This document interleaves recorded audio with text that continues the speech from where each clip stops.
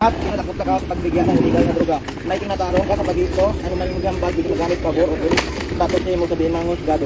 Arestado ang isang regional target ng Police Regional Office 6 at Philippine Drug Enforcement Agency 6 sa ikinasang drug bypass operation sa Barangay Poblacion A, Duenas, Iloilo nito lamang ika-6 ng Abril taong kasalukuyan. Ang operasyon ay pinangunahan ng Iloilo Police Provincial Office, Provincial Drug Enforcement Team kasama ang PDEA 6, Duenas Municipal Police Station at Provincial Intelligence Unit na nagresulta sa pagkakaaresto kay alias Nene, 21 taong gulang, residente ng Barangay Igang, Pototan, Iloilo at itinalagang nasa Regional Target Priority List ng PNP at PDEA.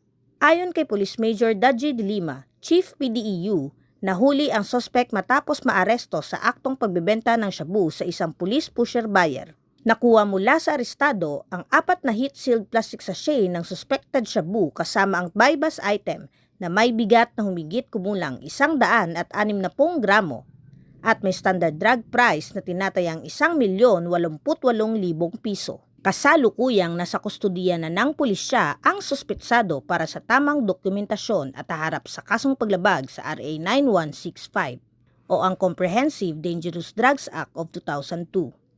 Patuloy ang mas pinaigting na kampanya ng Police Regional Office 6 laban sa iligal na aktibidad kaugnay sa ipinagbabawal na droga upang linisin ang komunidad mula sa mapanirang bisyo. Ang matagumpay na operasyong ito ay patunay ng masigasig na pagsisikap ng Philippine National Police upang labanan ang kriminalidad at maprotektahan ang publiko laban sa panganib na dulot ng iligal na droga tungo sa bagong Pilipinas. Mula dito sa Western Visayas, ako ang inyong Police News Network Correspondent, Patrolwoman Andrea Dominic Di Palobos, alagad ng batas, taga-taguyod ng balitang pulis.